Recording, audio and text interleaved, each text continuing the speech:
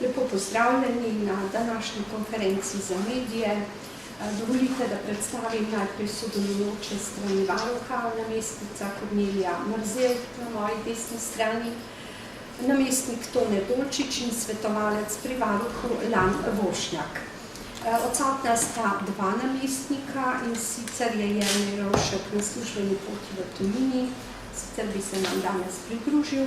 Drugi namestnik Ivan Šeli, ki pokriva pravosodje in področje državnega preventivnega mehanizma, pa je že drugi dan na obisku v koprskih zaporih.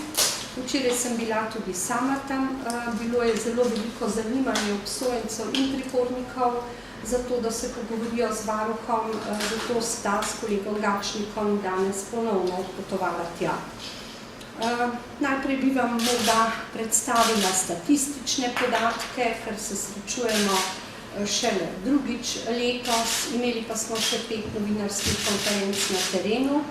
V letošnjem letu smo prejeli 3548 klicev, torej do 19.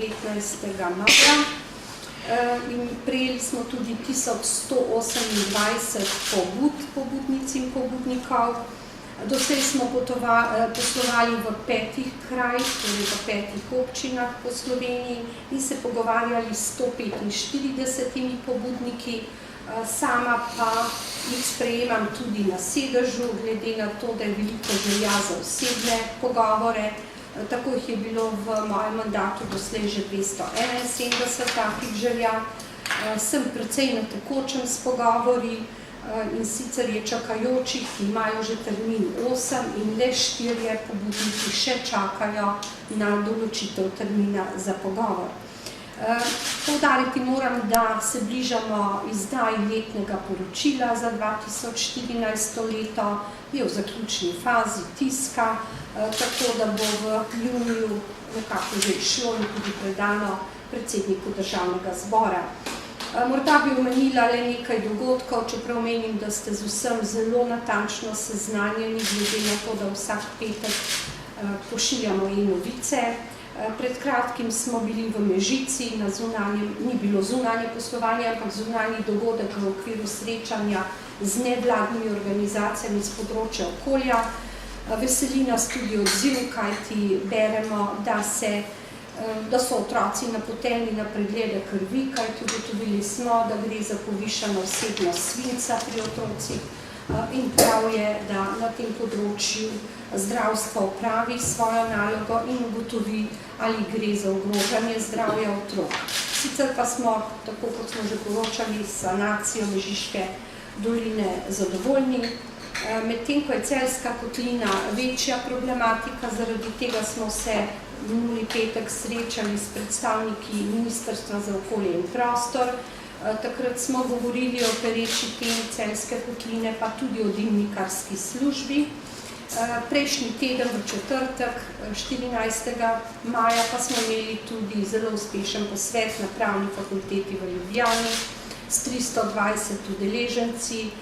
Tema pa je bila otrok v družinskem sporu in o tem smo tudi pisali na spletni strani.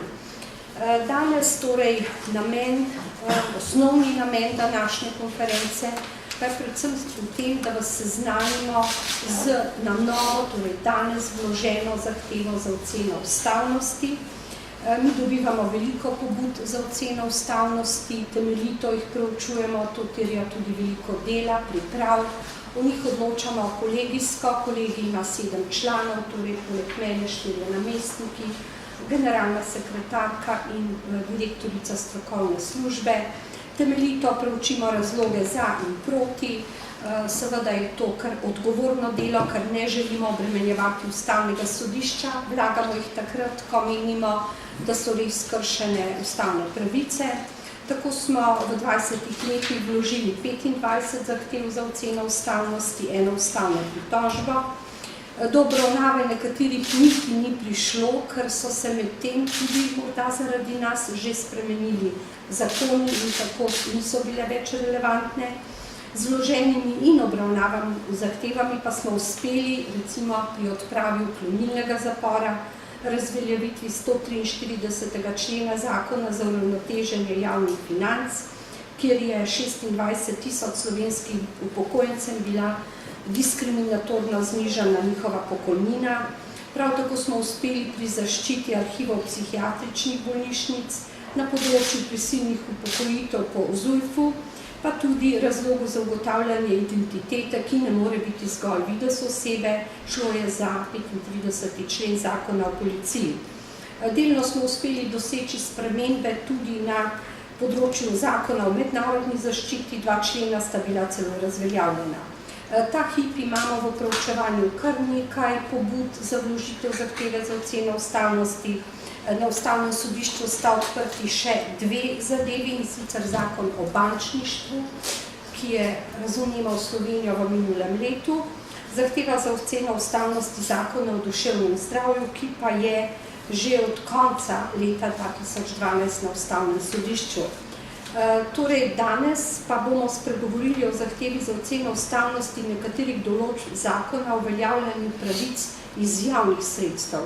Gre namreč za zelo občutljivo področje, ki se dotika najranljivejših.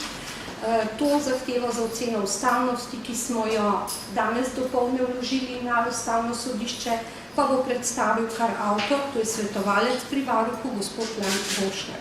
Izvolite. Hvala lepa. Kot je varuhinja omenila,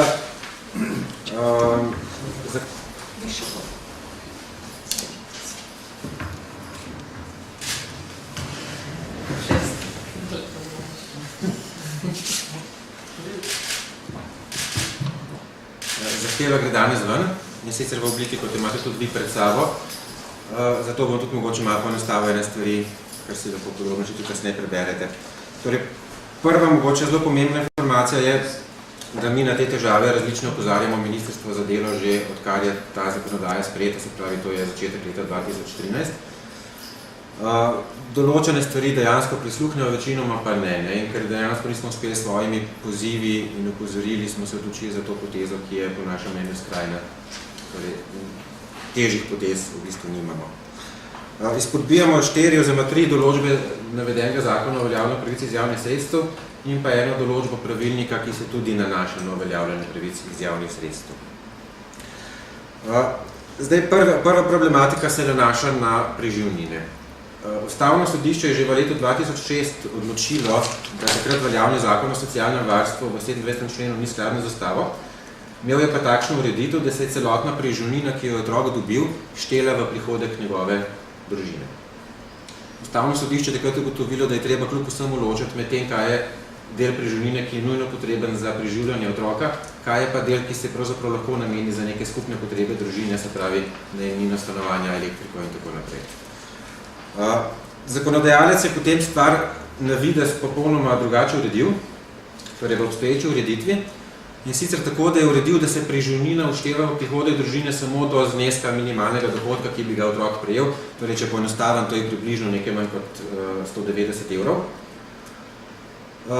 Torej, kar je pa nad tem zneskom, pa ne gre v prihodek družine. Zdaj, to seveda v praksi pomeni, da ta znesek do 200 oziroma 190 evrov iz tega zneska mora otrok tudi v končni fazi preživljati svoje ostale družinske člane. To so lahko tudi starši in celo v ekstremnih primerih to so lahko recimo polnoletni bratje ali pa sestre, torej pol bratje ali pa pol sestre tega posameznika, kjer sploh ni nobene dolžnosti preživljanja med njimi. Za nas je bil pa glavni problem v tem, da je v praksi, torej po podatkih, ki so na spletni strani Ministrstva za delo na voljo, so praktično vse, torej mislim, da smo dobili 87% vseh preživnin v Sloveniji je nižjih od 200 evrov. Kar pomeni, da je verjetno čez 90% preživnin nižjih od tega zneska 180 evrov, kar spet pomeni, da grejo v praksi vse, oziroma cele preživnine v prihodek družine. Kar pomeni, da je ureditev praktično enaka, kot je bila prej v zakonu, ki ga Ustavno sodišče že ugotovilo za neustavnega. Naše mnenje je sicer, da bi bilo mogoče smiselno stvar drugače urediti, torej da bi do nekega zneska preživnina ne šla v prihodek družine, nad tem zneskom pa ja. Torej logika bi bila v tem, če ima otrok visoko preživnino, ker ima premožne starše, potem si lažje privošči seveda del teh prihodkov, da tudi za celo družino. Če je pa to neka nizka preživnina, pa mora biti namenjena izključno otroku. Na zdravje. Zdaj, naslednja določba se nanaša na ugotavljanje obstoja izvenzakonske skupnosti. To so bile vedno težave, namreč seveda izvenzakonski partnerji imajo drugačen režim ugotavljanja, kaj je družina in potem kaj so prihodki družine in potem tudi s tem upravičenost do javnih sredstev. Veljavna zakonodaja je pripeljala eno novost in sicer obrnjeno dokazno breme, kjer določa, da če imata dve osebi skupnega otroka, potem se šteje, da živijo v izvenzakonski skupnosti in morajo dokazovati, da niso v izvenzakonski skupnosti. Tle se nam zdi pravzaprav najbolj pomembno, obrnjeno dokazno breme je v pravu izjema, velika izjema. To se uporablja recimo v kazenskem pravu, kjer imamo organiziran kriminal, torej najhujše oblike kriminala, potem se recimo v civilnem pravu uporablja ali na področju upravljanja zelo nevarnih stvari, torej kjer se šteje, da mora tisti, ki upravlja z nevarnih stvari, dokazovati, da ni kriv za nastalo škodo, če pride do škodnega dogodka. Pa recimo to poznamo v primerih, kjer gre za neko zelo neenakomerno razmerje med recimo šibkim posameznikom pa nekim recimo sistemskim nasiljem, kot je recimo trpinčenje ali pa diskriminacija na delovnem mestu. Zdaj, v ta svet nekih izjem so zdaj postavili nesrečne starše in so jim postavili pravilo obrnjenega dokaznega bremena, torej praktično tako se že napol predpostavlja, da so goljufi in tako naprej. Nam se zdi ta poseg seveda absolutno nesorazmeren z varovano dobrino. Dejstvo je, da država ima orodja, torej država ima tako sredstva ugotavljanja, kaj je dejansko stanje, kje obstoji družina in kje ne obstoji, hkrati ima tudi potem sredstva, kako vračati morebitna sredstva, ki bi bila neutemeljeno nekomu priznana. In pa seveda tudi kazenski postopek imamo, torej kazenski pregon vseh tisti, ki goljufajo oziroma poskušajo z lažnivim prikazovanjem nekih stvari pridobiti si koristi. Še dodatno se nam pa zdi, da je problem, da se s takšno ureditev postavlja ljudi v neenakopraven položaj in sicer bom tako razložil. Zakon te zakonske domneve ne uveljavlja v primerih, ko zakonska zveza ne bi bila mogoča. To so pa načeloma torej nesorodniki se ni mogoče poročiti, osebe s težjo duševno motnjo, mladoletne osebe, pa torej to so glavne kategorije. Zdaj, problem je, da pri teh osebah imamo drugačen režim. Torej, če sta dva sorodnika, ki imata skupnega otroka, pri njima ni obrnjenega dokaznega bremena. Če imamo dve osebi, ki nista sorodnika, se avtomatično šteje, da sta torej v neki zunajzakonski skupnosti. In se nam zdi, da ni nobenega razloga, tako kot ni recimo nobenega razloga, da bi oseba za težko duševno motnjo zanjo ne veljalo to obrnjeno dokazno breme, medtem ko recimo z lahko duševno motnjo to velja to obrnjeno dokazno breme. Brez kakršnega utemeljenega razloga. Naslednja določba je 14. člen Zakona o uveljavljanju pravic iz javnih sredstev, ta se pa nanaša na pravice samostojnih podjetnikov. Torej, zakonodaja ima uveljavljeno neko pravilo, da posameznik, ki upravlja dejavnost, da se kar predpostavlja, da ima določen zaslužek, in to je sicer 75% od minimalne plače, to je zelo na pamet govorim cirka 500 evrov. Torej, niti ni pomembno, koliko dejansko zasluži, ker tudi tega ne more dokazovati, za njega se šteje, da vsak tak prihodek dosega. V obrazložitvah različnih se potem predstavniki vlade oziroma ministrstva sklicujejo na to, da če posameznik ne more dovolj denarja zaslužiti kot SP, potem ne pa SP zapre. Prva stvar je, da je Ustavno sodišče v letu 2014 v neki podobni zadevi, torej ko je odločalo o pravici do brezplačne pravne pomoči, je že ugotovilo, da takšna predpostavka ni skladna z Ustavo. Namreč posamezniku mora biti omogočeno, da če dejansko nima prihodkov, da zaprosi za pravico do brezplačnega pravnega varstva, ki je del pravice do sodnega varstva. Ta pravica je seveda izjemno pomembna. Po našem mnenju je pa najmanj enako pomembna tudi pravica do osnovnega preživetja.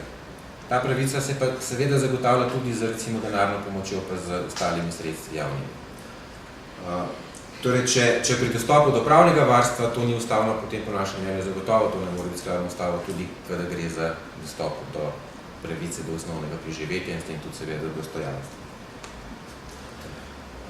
Tlele mogoče smo tudi posebej poudarjeno, torej stališče ministrstva pozablja, da imamo tudi na področju, kjer niso SP, torej pri zaposlenih imamo mi polno zaposlenih, torej s polnim delovnim časom in posebej, ki so zaposleni s krajšim delovnim časom. In seveda, verjetno se vsem zdi popolnoma nesmiseln argument, da bi zdaj ministrstvo reklo, ja, vi ste pa zaposleni s krajšim delovnim časom, torej če hočete neka javna sredstva pridobiti, dajte odpoved, pa si dajte najti boljšo službo, potem pa pridite zaprositi za pravice. To najbrž velik smisel ni. In to logiko smo poskušali pri SP-jih uveljavljati. Dejstvo je tudi, da verjetno vi kot novinari še malo bolj poznate, torej z neke druge luči, kako intenzivno se sili ljudi v odpiranje SP-jev, v zaposlovanje, de facto zaposlovanje preko SP-ja. In to pomeni, da se vedno večji krog ljudi, torej do nekaterih pravic popolnoma odmika, recimo denarne pomoči sploh ne morejo dobiti, za vse ostale pravice se jim pa kriterije bistveno zožajo in zaostrijo.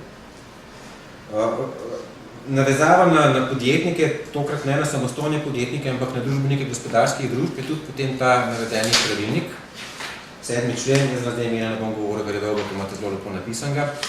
Tukaj je pa stvar v tem, da je zakon lepo določil. Lastnike gospodarske družbe vrednost se ugotavlja tako, da se ugotovi pač tržna vrednost družbe. To dejansko je zelo zahtevna reč. To se načeloma dela s cenitvami, ki so precej dragi in tako naprej. Država si je stvari poenostavila in je zapisala v pravilnik, da se to vprašanje, torej kakšna je vrednost družbe, rešuje z vpogledom v sodni register. Tukaj sta pa dve različni težavi. Torej, najprej, da je pravilnik določil nekaj družbe, kot določa zakon, kar je po legalitetnem načelu že avtomatično nesprejemljivo. Torej, pravilnik mora slediti zakonu in se ne smeš misliti vsebine postoje. Še dodaten problem je pa, da če pogledamo v sodni register, noter vidimo nič relevantnega. Torej, v sodnem registru lahko vidimo podatek o osnovni vrednosti neke gospodarske družbe, torej vrednosti osnovnega kapitala. To z vrednostjo družbe nima popolnoma nič, razen se slučajno ista beseda pojavlja v obeh terminih. Vrednost družbe je torej zagotovo ali nižja ali višja od vrednosti osnovnega kapitala. Zdaj tukaj imamo spet pravzaprav zelo podobno logiko, kot sem jo že prej omenil. Mi imamo neko fikcijo, če sem jaz družbenik gospodarske družbe, je vredno vsaj toliko in konc debate. In mi spet ni omogočeno, da jaz dokažem, da je mogoče moja družba tik pred stečajem, da mogoče ni imela priliva že nekaj let na svoj račun, da ni vredna popolnoma nič. Zdaj, te stvari so po našem mnenju precej strašne, ker se dotikajo, seveda zdaj na koncu smo imeli podjetnike, torej tako posameznikov podjetnikov recimo, kot tudi njihovih družinskih članov. To so pa partnerji in pa predvsem tudi otroci, ki nimajo popolnoma nič z upravljanjem dejavnosti svojih staršev. Zdaj, v takem primeru družina ni upravičena do prejemkov, oziroma v bistveno zmanjšanem obsegu, kar pomeni, da tudi za te otroke ni poskrbljeno. Starši za njih ne morejo poskrbeti, ker nimajo dovolj prihodkov. Država, ki se je še posebej zavezala z ustavo, da bo skrbela za tiste otroke, za katere starši ne morejo skrbeti, in pa mirno odreče pravzaprav finančna sredstva in se sklicuje na to, da se ste podjetniki, se imate zagotovo visoke prihodke oziroma visoko premoženje. Upravičenci iz javnih sredstev, torej imamo seveda različne kategorije, recimo otroški dodatek seže v najširšo populacijo, ampak denarna pomoč je pa seveda namenjena tistim, ki so dejansko brez vsega in so podvrženi zelo hudi revščini vsak dan znova. Zdaj, zakon velja 2 leti in pol. Postopki trajajo. Seveda postanemo pri otroku, otrok mora jesti danes.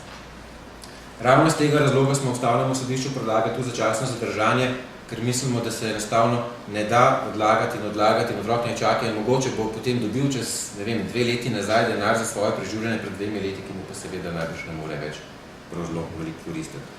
Zdaj, verjetno so to že skoraj, ko rečemo, splošno znana dejstva, ampak še zmeraj hočemo še enkrat ponoviti, kaj vse revščina povzroča. Torej, revščina povzroča hude telesne in duševne motnje in bolezni lahko. Revščina povzroča od samomorov do depresij, učnih težav, slabših uspehov, pa do zelo somatskih stvari, kot so recimo astma, povečana smrtnost, celo slepota in gluhota.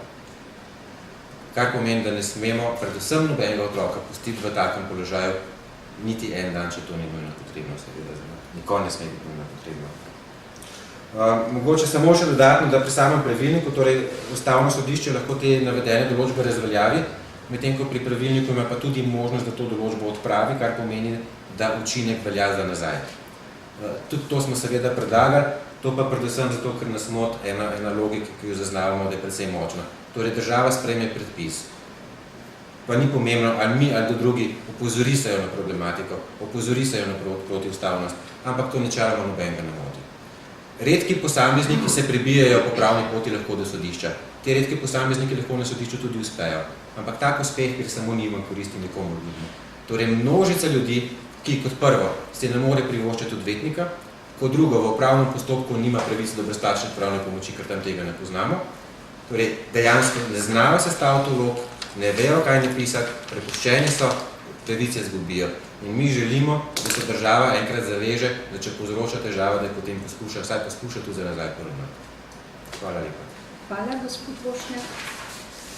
Morda bi povedala še to, če ste že spremljali naša prizadevanja za boljši jutri otrok, je bil temu namenjen seveda tudi posvet na Pravni fakulteti prejšnji teden in za potrebe posveta z naslovom Otrok v družinskem sporu je tudi gospod Lan Vošnjak soavtor raziskave, ki so jo pripravili na največjem sodišču v Ljubljani, in sicer družinskem oddelku okrožnega sodišča v Ljubljani. In sicer so raziskovali, kako je z zaupanjem otrok v vzgojo, varstvo in oskrbo. Če koga zanima, je gospod Lan, ste že izdali tudi poročilo in na spletni strani si lahko pogledate. Raziskava je zelo zanimiva, tudi z ozirom na trditve mnogih, da naša sodišča v predvsem ženski sestavi dosojajo oziroma zaupajo otroke v vzgojo, varstvo in oskrbo zgolj materam in da so očetje, tako pravijo, tako rekoč, mnogi brez pravic. Raziskava je pokazala nekaj posebnih rezultatov, zanimivih, o tem, kako potekajo postopki, predvsem pa, da je zelo, zelo veliko poravnav med starši in da je torej zelo malo takih, kjer je treba odločati sodbo, kjer je potrebo izpeljati poseben postopek. No, čisto ob koncu bi pa rada, ker je treba vedno poudariti tudi kakšno lepo novico. Mi od ljudi, pobudnikov, ne slišimo veliko lepih zadev, predvsem kritiko in tudi varuhi tisti, ki kritizira delo države in institucij. Moram ponovno poudariti, da vsako leto sprejmemo vsaj eno osebo s posebnimi potrebami na počitniško prakso, da pa je včeraj zaposleni pri varuhu Matevž Pavčnik dobil posebno priznanje za nesebično prostovoljsko delo z ranljivimi skupinami v okviru natečaja najprostovoljec zaposlen v javni upravi za leto 2014 in smo zelo ponosni nanj. Bomo pa kmalu v začetku junija sodelovali tudi na posebnem projektu Najreferenca. To so posebne raziskave, ki jih opravijo mladi in tam bo tudi predstavljena za nagrado raziskava gospoda Vošnjaka, kolegice Kranjčeve in še ene študentke Pravne fakultete Barbare Fridl. Tako da upamo tudi tam na kakšno pohvalo ali nagrado. Sedaj bi pa vam dala besedo, če bi kaj radi vprašali. Mogoče Lucija Divnik Rikič, Radio Slovenija. Tudi iz tega gradiva v tem gradivu je zapisano, da niste zadovoljni z odzivom Ministrstva za delo, da niso pripravljeni poslušati, niso pripravljeni razumeti problematike. Lahko to malo pokomentirate? Mi smo v pogostih stikih z ministrico in z tudi njenimi zaposlenimi, podrejenimi, opozarjamo na nepravilnosti. Tudi tu smo že pričakovali boljše rešitve, pa jih ni bilo. Zato smo se odločili kar za zahtevo za oceno ustavnosti. V lanskem letu smo kritizirali dolge roke odločanja na ministrstvu o pritožbah, ki so prizadeli veliko ljudi, ne glede na to, da uspeh na drugi stopnji ni bil v visokem procentu, ampak ljudje, ki se pritožijo, morajo čim prej priti do rešitve take ali drugačne. Ne zdi se nam torej ob vsem tem, kar se govori v javnosti, vseeno zadostna skrb za najranljivejše, predvsem otroke, in zato smo, tako kot je gospod Vošnjak povedal, v točno določenih točkah členov zakona o uveljavljanju pravic iz javnih sredstev vložili to zahtevo, ker menimo, da ni narejenega dovolj za najranljivejše. Pa ste ministrstvo obvestili o tej svoji nameri? Mi smo se že pogovarjali, tudi pričakovali spremembe, do spremembe prišlo, vendar ne do takih, kot smo pričakovali, predvsem glede prvega dela, torej preživljanja otrok, torej družin strani preživljenih otrok.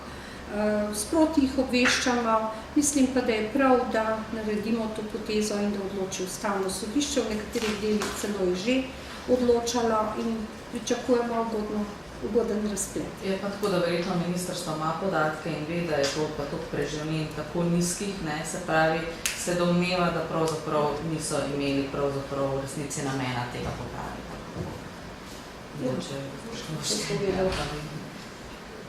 Problem je pravzaprav v zakonodaji, ki je bila sprejeta pod ministrom Svetlikom, ki po naši oceni je groba ocena, ampak mislim, da drži, izhaja iz tega, da so vsi prosilci za socialne pomoči morebitne barabe, ki jih je treba najprej razkrinkati, potem pa ugotoviti, kdo zares potrebuje to pomoč in mu potem pomagati s tistimi minimalnimi sredstvi, ki jih je država za to namenila. In s to hipotezo, s takšno hipotezo mi mislimo, da sistema socialne varnosti ni mogoče graditi. In to, kot je bilo rečeno, dokazuje, da dejansko že to, da recimo država šteje, da dva, ki imata skupnega otroka, da sta družina, in morda potem sama dokazovati, kljub temu, da država lahko vidi, da eden živi v Mariboru, eden pa v Kopru, in da bi težko rekli, da je to pač družina v smislu vsakodnevnega življenja in tako dalje, da morate to dokazovati. V praksi se pa izkaže potem, da smo imeli tudi prijave take, da so delavci centra za socialno delo šli na teren preverjati te podatke in šteli celo zobne ščetke v kopalnici posameznika. Torej, to je pa ne samo, da je neprimerno, je tudi poseg v dostojanstvo teh ljudi, ki že itak nimajo zadosti sredstev, potem jih pa država še šteje za navadne kriminalce. Naj se ukvarja s tistimi, ki so kriminalci, ostale ljudi pa naj pusti primeru, ker ima dovolj sredstev, drugih sredstev, manj invazivnih, če tako rečem, in seveda nekako človeško primernih, da te stvari uredi. Žal, ministrstvo je gledalo samo na finančne učinke, kako bomo spucali po domače evidence in nekatere vrgli ven. To smo naredili pri izbrisanih pred leti, se spomnite, pa se nam ni odnesel in se nam tudi tokrat mislim, da ne bo. Je pa kriza verjetno botrovala tem zaostricam? Kriza botruje Sloveniji že odkar jo imamo. In to ne more biti izgovor za neaktivnost in za neposluh. Ja, je pa tudi tako, ne, da stanje v Sloveniji je tako slabo, da ljudi tudi sili dejansko je določen odstotek tistih, ki morajo iskati načine, da pač pridejo do teh, da preživijo in da pač tudi goljufajo, ne? Tudi, ampak nekaj primerov, ko se govori, da se z Mercedesi vozijo po socialno pomoč, ne more biti merilo za to, da naredimo pravilo za vse državljane. Pač je treba procesuirati tiste, če je res tako, če pa ni, treba sistem. Inšpekcije, nadzori, postopki. To je dolžnost države, Tako, kot je rekel, tako. gospod Pošnjak. To menimo. Vzvodi za to obstajajo, da najdete to poročila, ne? Če imate še kakšno vprašanje, sicer se vam pa zahvaljujemo in vas pozdravljamo.